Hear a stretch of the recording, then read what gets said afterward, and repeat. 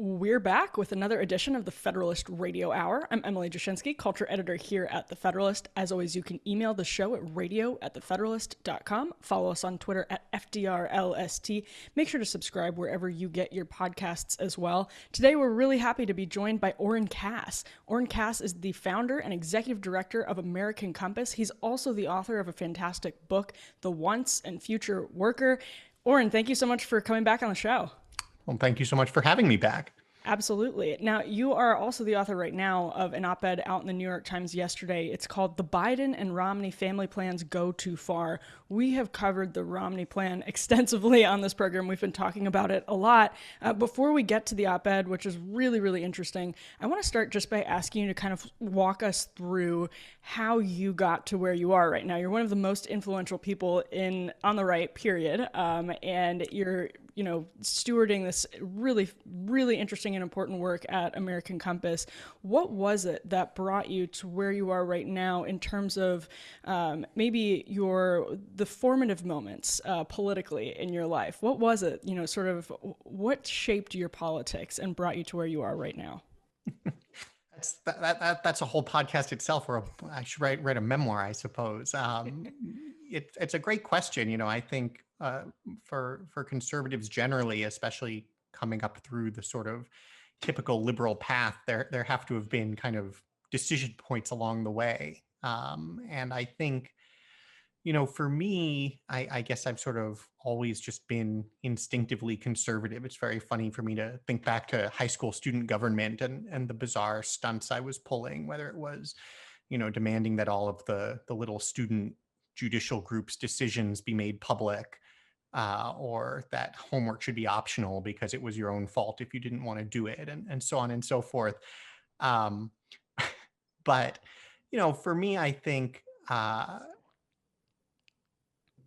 it was particularly actually in working with then Governor, now Senator Romney, that I got a lot of my initial exposure to our modern political debates and the policy thinking on the right of center, and sort of found myself trying to make sense of, what here is really solid thinking that I agree with versus what feels more like kind of dogma that's been around since 1980 but hasn't really been tested in a long time. And so, particularly, I was Romney's domestic policy director in 2012, and we did a lot of work on issues like trade. And, there was the standard Republican position on trade. But when we actually looked at it and said, well, wait a minute, that it can't possibly be that more trade with China is just inherently better for everybody, we started calling around and trying to get thoughtful insights on the matter. And there was just a real lack of them. And so, what I found through that work, and then moving on to the Manhattan Institute and working a lot on anti-poverty policy, was I think there are just a lot of areas where things haven't gone through the cycle of rethinking in a long time. And that's standard in American politics. You have sort of revolutions in the political alignment, in the way people on each side are thinking about things, and those either succeed or fail. And if they succeed, they're then celebrated as the new normal. And, I think we saw this with the Reagan coalition in the 80s. And then when you're losing, you rethink things. And in parallel, the new Democrats were going through this in the late 80s and into the 90s. But then you end up with a platform that you sort of just through inertia and through institutional entrenchment just becomes the norm until it really doesn't work at all. And it seems to me that the right of center has sort of gotten itself into that place, and that in a way that helps to explain Donald Trump's success. I mean, I don't think a healthy, well-functioning political movement sees Donald Trump emerge and knife through it and take it over the way he did in 2016. And so, the work that we're believe in here, and how would we apply them to the actual challenges we have in this country today? Something interesting in that is Mitt Romney has been sort of held up as the perfect contrast or the perfect juxtaposition with Donald Trump, that the Republican Party went from Mitt Romney in 2012 to Donald Trump in 2016, and that Romney is kind of the poster boy of the conservatism that led to Donald Trump and that opened the door for populism. But now you have Romney issuing proposals like the one that he went with that you're discussing in this op-ed. And I wonder what you sort of experienced as you were working on the domestic policy side in that campaign, which was also the Romney-Ryan ticket, the Paul Ryan ticket. Paul Ryan was working really hard on anti-poverty things for years, and he was doing it kind of quietly, but he was working with people like Bob Woodson. What did you see that you think was kind of calcified and needed to be refreshed when you were kind of behind the scenes working on that campaign? Or what was it about that experience that you kind of reflect on now and think, this is what we're tweaking and improving?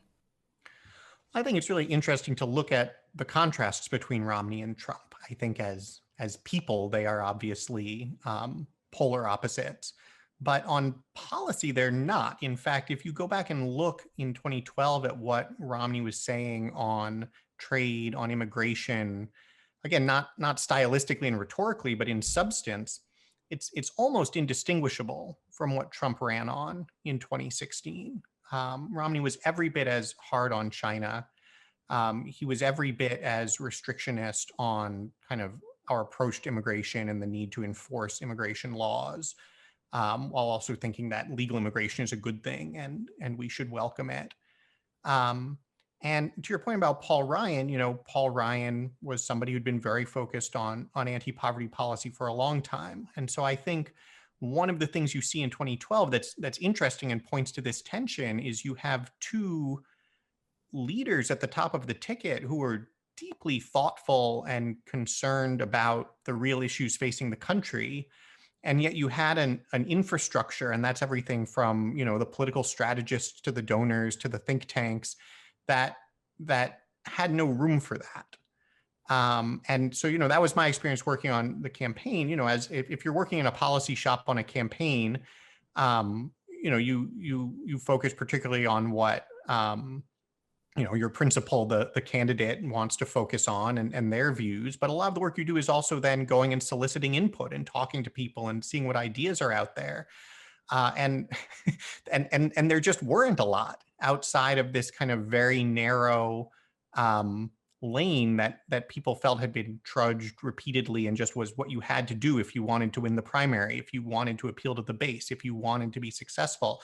So like you have to have a big tax cut. Like, where's your proposal to lower marginal rates, right? And you have to be talking about job creators in a certain way and encouraging investment in a certain way. And by default, you would say, and you have to be talking about trade a certain way. And I think one of the things that's particularly unique and admirable about now Senator Romney, and you're seeing in what he's doing now as well, is that he resists that.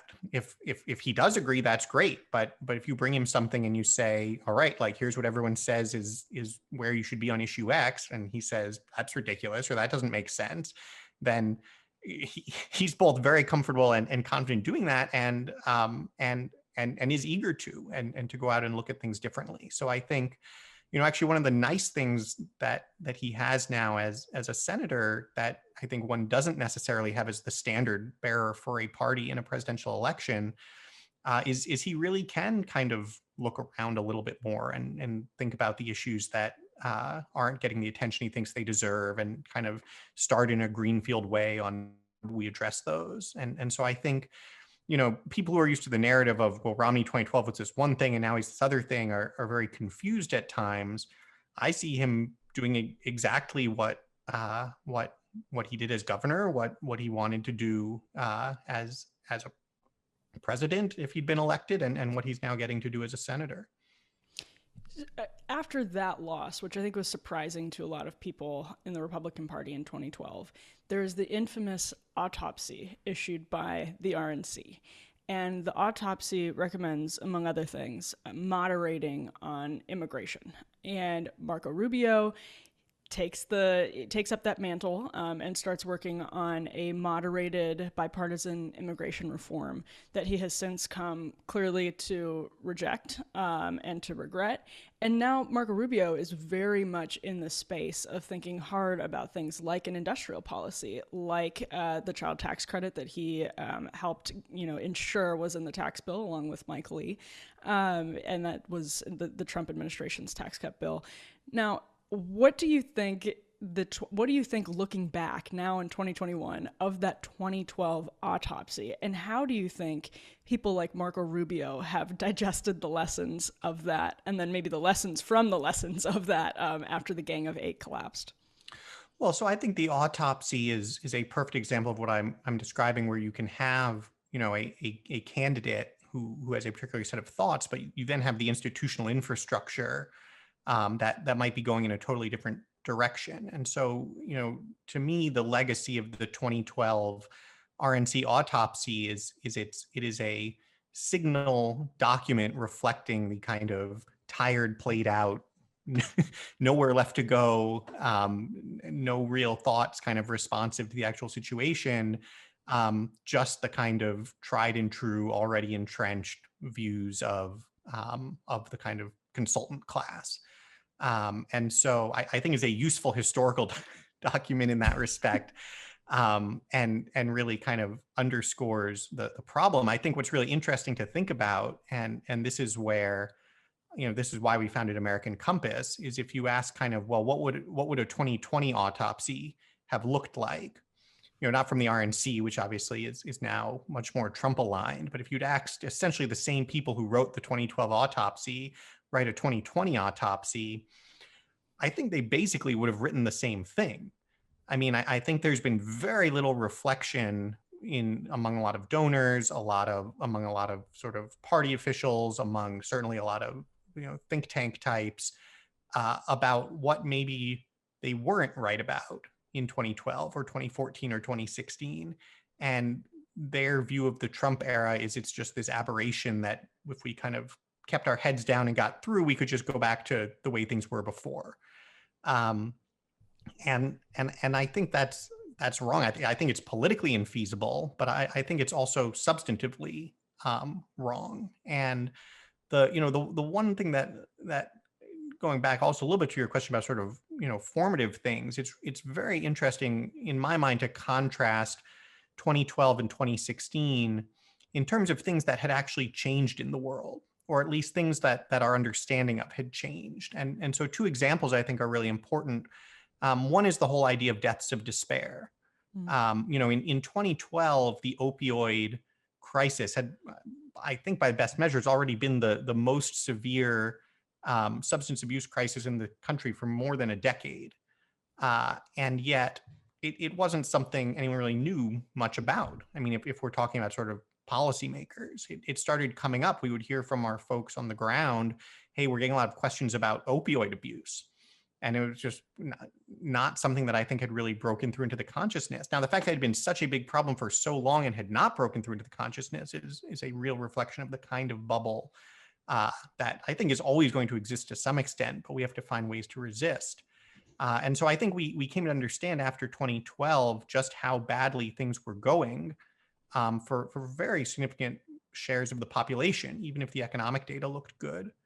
And then secondly, and probably relatedly, you had the China shock research. When Romney in 2012 started talking about how trade with China was not working, reaction from economists, particularly on the right of center, was like, you're just wrong. Like, here are our models that show that trade does work.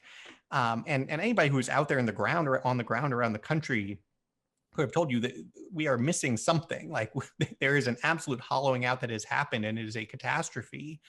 But that had not yet sort of pierced the bubbles in which the policy analysis gets done. And all of the China shock research by David Autor at MIT and others, again, came out between 2012 and 2016, really telling this story like since 2000, something has really shifted in the character of the economy in a really destructive way. And so, I think it's important to remember that there are political shifts that are going on, but also the world changes and our understanding of the world changes, and our politics and our policy have to be able to update themselves to that.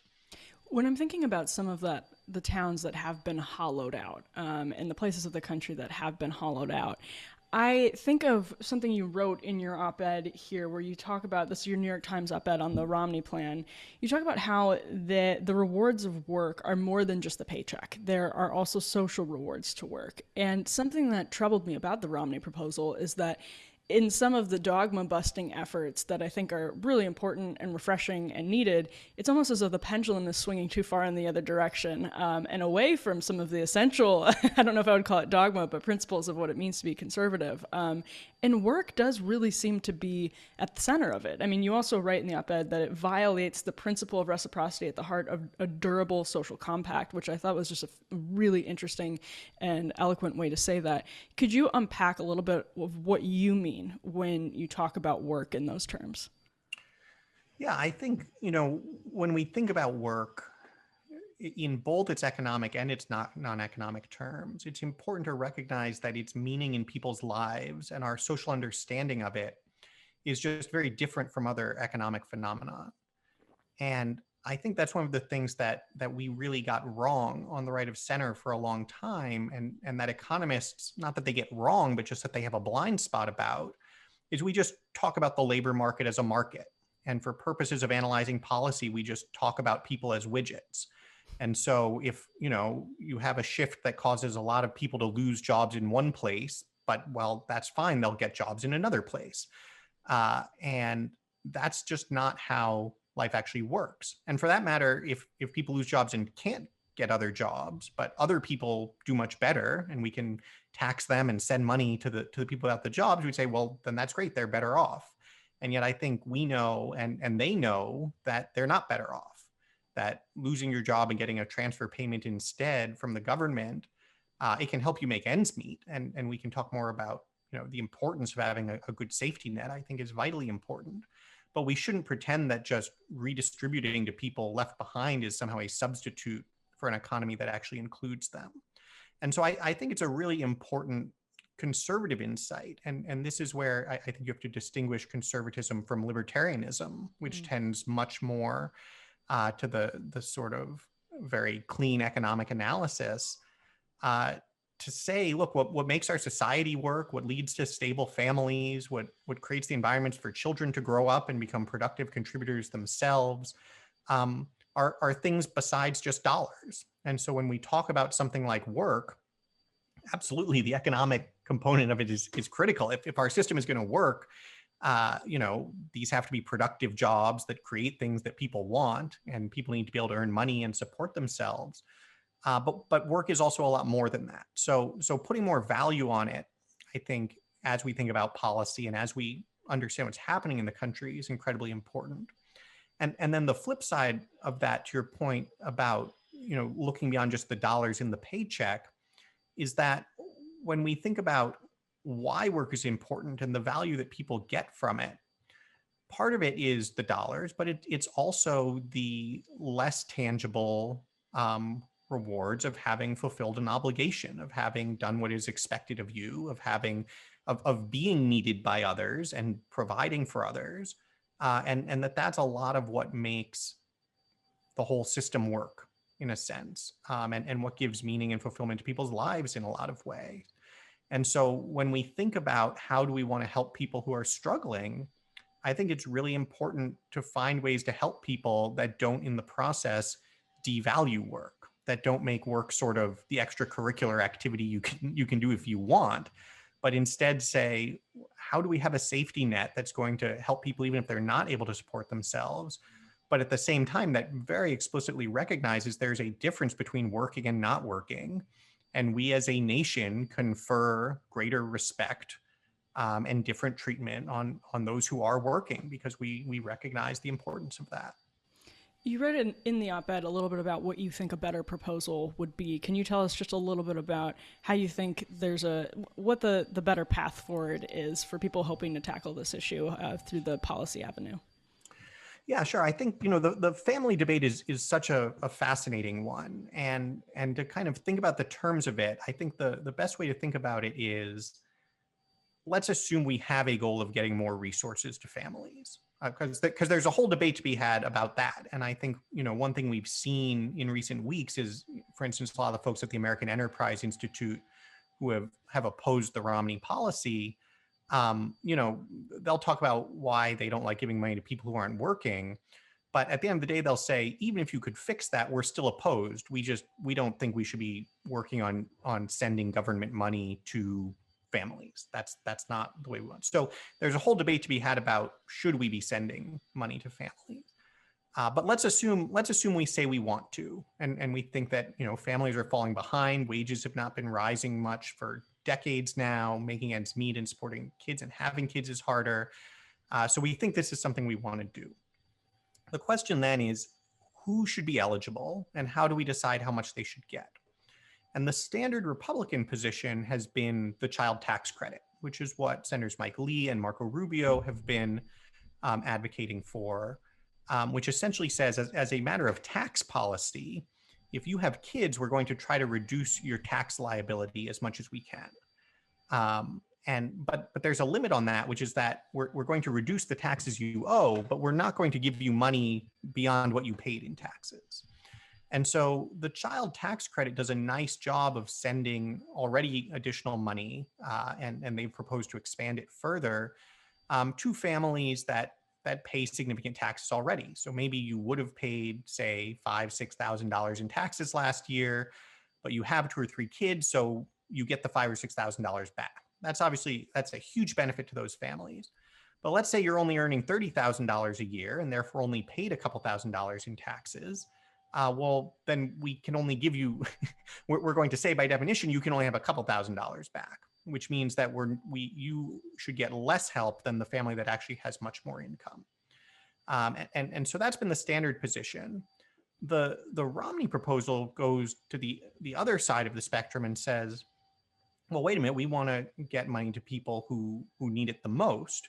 So let's just say that we're giving money to families because they have kids. So you are eligible for the benefit because you have kids, and you get benefit, you get the money based on the number of kids you have. So obviously that solves the problem we just talked about with the tax credit. If you only have $30,000 of earnings, you can get the full value. If you only have $10,000 of earnings, you can get the full value. But it also means that if you have $0 of earnings, you can get the full value. And that's where I think folks like myself had said, that feels like it goes too far. Because for all the reasons we just talked about, there are very important reasons we want to distinguish work from non-work. And some of those are principled, but there's also a matter of how do we think we can best help people who aren't working at all? That is simply giving people cash going to help them address the problems in their lives that are, among other things, leading them to not work at all?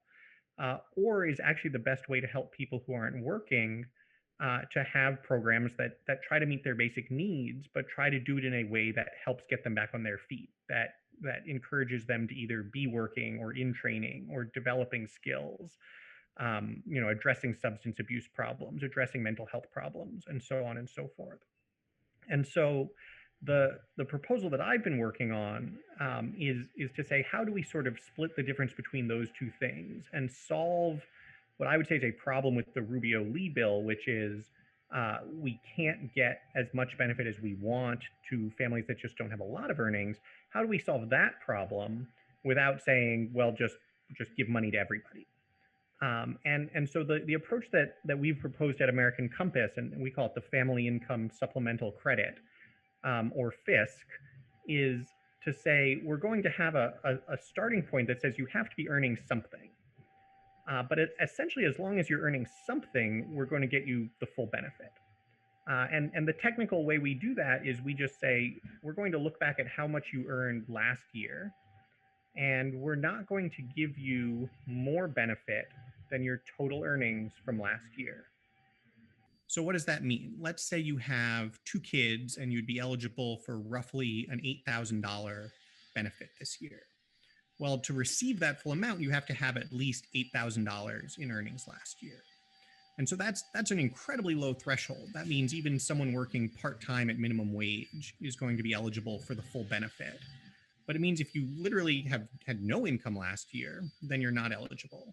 If you literally only had a couple $1,000s of income in your household for the whole year, you can get a couple $1,000s of benefit, but you're not going to be able to really receive its full value.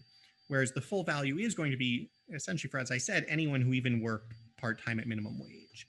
And so we think there are a couple of real benefits of doing it this way. One is separating work from non-work and how we define the kinds of support we provide. But a second, in using this kind of look back, is that it actually provides a nice kind of buffer. Like a lot of times, if you say you're going to have a work requirement, well, now you have to constantly be checking on whether or not people are working. And now if you lose your job, well, you might suddenly lose this other benefit right at the same time you're losing your job. Or, well, you might want parents to take time out of the workforce around the birth of a child. It wouldn't make any sense to tie the benefit to being in the workforce at the time of the birth of the child. And so by having that look back, you provide insulation that says, if you lose your job, the benefit continues because you still have last year's earnings.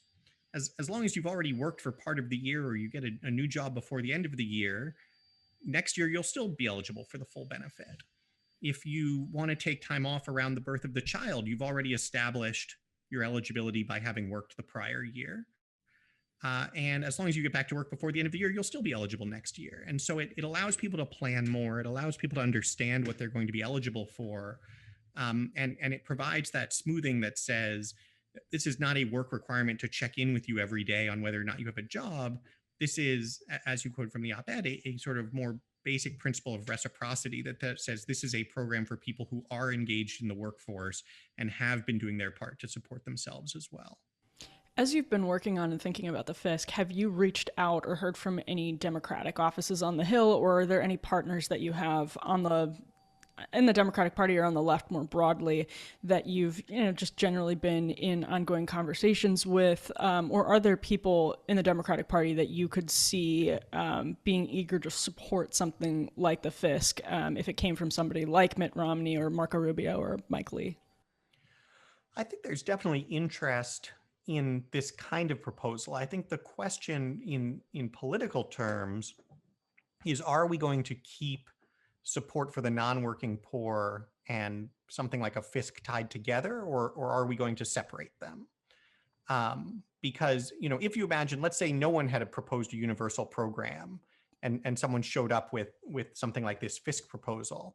Well, it's immediately larger and more generous to more low-income families than anything that I believe has ever really been seriously proposed on the left of center. It's more generous than anything Hillary Clinton proposed in 2016. It's more generous than anything Barack Obama ever proposed. And so, in those terms, I think absolutely it's something that would have bipartisan appeal. I think in a lot of ways it's more challenging for folks on the right of center who either tend to be more in the Mike Lee, Marco Rubio mindset that this has to just be about tax policy, or even folks, further to the right of that who would say, we don't understand why we're talking about giving support to people. I think that's a place where you'd be likely to see less support if you just imagine this as a proposal just popping up out of nowhere. I think the challenge in the current context is where you have as a starting point something that is universal. And beyond the Romney proposal, in the COVID relief bill, Biden has essentially a proposal to do this at least for 1 year. So the starting point of reference for the left of center is, no, you get the cash even if you're not working right now. And it's remarkable actually to think about what a departure that is and how sudden a departure that has been. The anger from the left of center directed at me for this New York Times op-ed has been sort of entertaining, frankly, because it's very reminiscent of what we've seen happening on social issues, where kind of faster than you can keep track of, positions that mainstream Democrats would never have, that mainstream Democrats held 5-10 years ago. If you now say that, you're like some outrageous bigot who, has to be exiled from society. And so there's an effort to do something similar in economics, whereas very recently, if you'd said, well, obviously we should just send money to everybody regardless of whether or not they're working, that's not something that like Democrats for. But now all of a sudden if you say, hey, I'm not sure we should do that, you have this contingent on the left that says literally calls you monstrous and evil and so on and so forth. And so I think the really interesting question for the left of center is going to be, do we want to sort of push ahead with this much more radical structure that, frankly, I think is a political loser in the long run? I don't think there's a lot of appetite among the American people for the just cash to everybody model. Um, or would we, do we see appeal in actually trying to do some line drawing? And I think it will probably depend a lot on what the right of center is willing to come to the table with, right? Because if the right of center is going to say no either way, and it's going to be something that the left feels like it has to jam through on its own, then I think they're likely to go further. I think if you could say credibly, look, there's an actual prospect here of something that would have bipartisan support, could be presented to the country essentially as a real expansion of our social compact, the same way, that Social Security was once upon a time, that's going to have durable and long-lasting support, and is going to get an enormous amount of new resources to working families pretty much permanently. I think that would have real appeal. If it's a situation where Republicans are just going to vote no matter what, and the left is just going to be debating amongst itself about what it's going to propose, I think you're more likely to end up with something that looks more like what Biden's doing right now. It's kind of a perfect segue into something I wanted to get at here, which is there was an interesting chyron on MSNBC yesterday that said something to the effect of far right focuses on cancel culture while Democrats work on COVID relief package, which is hilarious for many reasons. Obviously, it's completely skewed and biased, but it gets at this chicken or egg sort of question that I think is at the heart of a lot of what you work on. And you and American Compass focus on economic issues in a way that places like AEI haven't, and with so many fresh and interesting ideas. How often are you thinking also about some of the cultural roots? Because it seems to me, and if you accept the Tim Carney thesis and certainly like the Mary Eberstadt thesis from Primal Screams, which I think is essential, the economic stuff would be at best a band-aid to some of the cultural stuff, and I'm wondering how much time you guys spend thinking about that chicken or the egg question. Is this all a consequence? Are our faltering communities, the hollowing out of America, are they NAFTA or are they the sexual revolution? Not to sound glib, but how often and how are you guys thinking about those questions? Well, I think they're related. Like I think one concern that I have is that a lot of the debate, even the right of center does this to itself, asks us to choose. Like we have to fight: are these economic issues or are they cultural issues? And I think that framing has been imposed uh, more by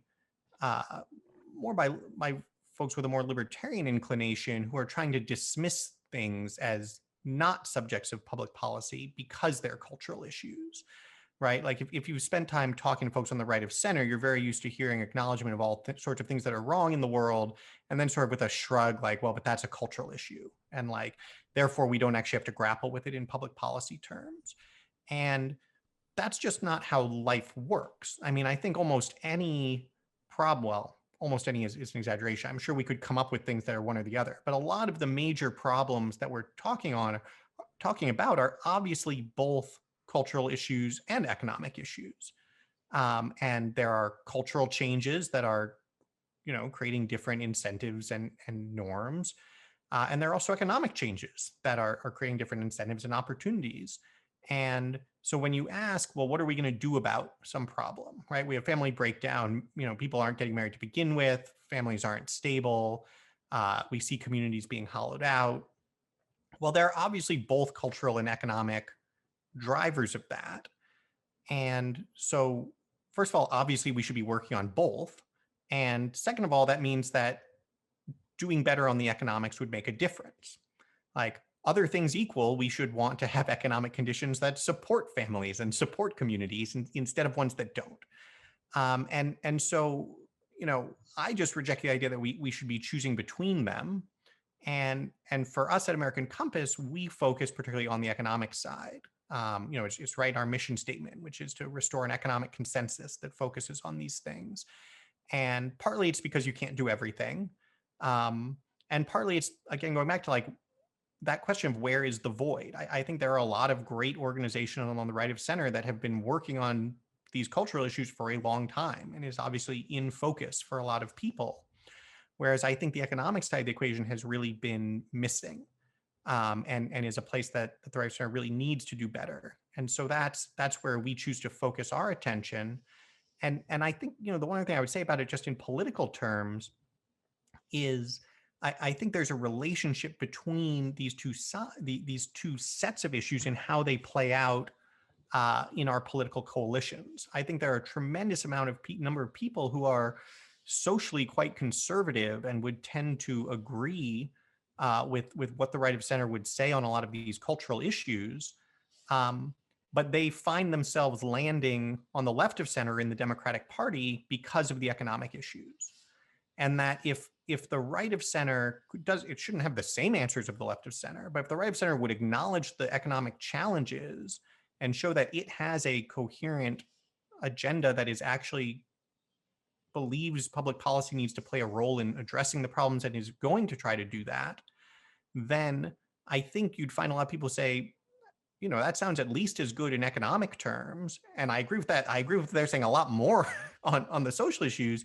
And so I think doing better on the economic issues would also allow us to do better on the social issues. And that's why ultimately what we talk about is this idea of a multi-ethnic working class conservatism, because I think that's where the potential is for an actual governing majority, and a coalition that would actually advance across the spectrum the set of issues and concerns that I think a lot of us share.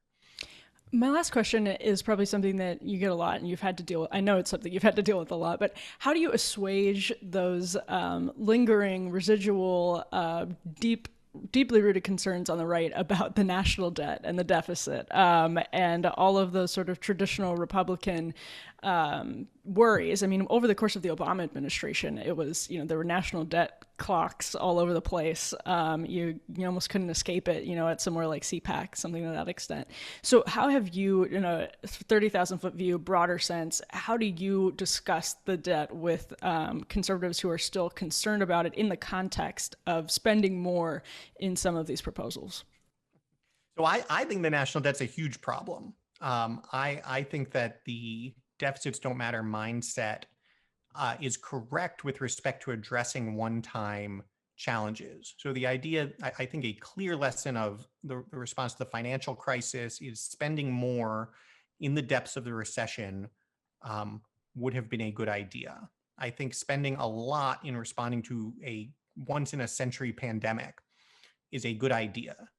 I think, first of all, you do have to pay for that eventually, whether you actually pay for it or just inflate it away.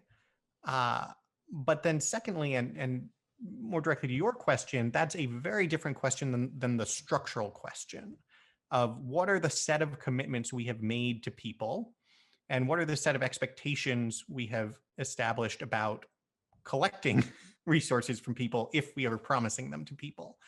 And that's not something you can have out of balance in the long term. And so the structural deficit that says, gosh, in 2019, at the top of the business cycle with a booming economy, we also had $1 trillion deficit. That's not acceptable and it's not sustainable. And so we do have to tackle that. And the way that I would suggest we tackle it is by raising enough money to pay for the things that we want to provide to people. And that, of course, that's not saying you're allowed to say on the right of center that we should raise taxes. But it's very, very interesting to actually ask, why isn't that something you're allowed to say? I mean, I know in tactical terms, it's because everybody signed the Grover Norquist pledge, but in philosophical terms, there's nothing conservative about saying, I'm trying to remember what Nikki Haley said, right? She had a tweet just really when the pandemic was, sending everything haywire last March. Her tweet was something like, in times of economic change, tax cuts are always a good idea. And it's like, that you're welcome to believe that, but there's nothing conservative about that kind of attitude. I think the conservative attitude would be to recognize that there are very serious trade-offs, that everybody living in the society certainly needs government, and there's a role for public policy to play. And there are times when we should want to be collecting resources from some people and providing them to other people for all sorts of reasons. And the discussion that we have should always be had in that context. What are the kinds of things that we want to provide to people? Do we think that's sufficiently important that we're going to ask somebody else to pay for it? And let's make sure those two things are in balance. And given the challenges that we have in this country right now, and who's succeeding and doing well and who's not and why, it seems to me that conservatives should be very comfortable, especially if we're going to be attuned to the health of families and the strength of the social fabric. We have to be comfortable saying, uh, the market has done a very nice job moving a whole lot of resources from one group that has not as many to another group that has more in recent decades, and at least in relative terms. And if we are going to find our footing as a nation, we are going to have to find ways to move the other direction. And most of that should come through economic reform. Most of the work that we do at American Compass is talking about how do we rebalance the economy? How do we get investment in the right places? How do we create better jobs? What role could a better system of organized labor play in that? All of that should be the top things on the list. But when you get to the point in the list, when you're talking about, gosh, actually getting more financial support to working families is something that we probably need to do, then collecting the money to do that has to be part of the conversation as well. Well, Oren Cass, thank you so much for your time. I could keep going for another 2 hours, but I won't take up that much of your day. Thank you for stopping by once again to the Federalist Radio Hour. This was great. We'll have to do it again. Absolutely. You've been listening to another edition of the Federalist Radio Hour. He's Oren Cass. He's the founder and executive director of American Compass. He's also the author of the great book, The Once and Future Worker. I'm Emily Jashinsky. We will be back soon with more. Until then, be lovers of freedom and anxious for the fray.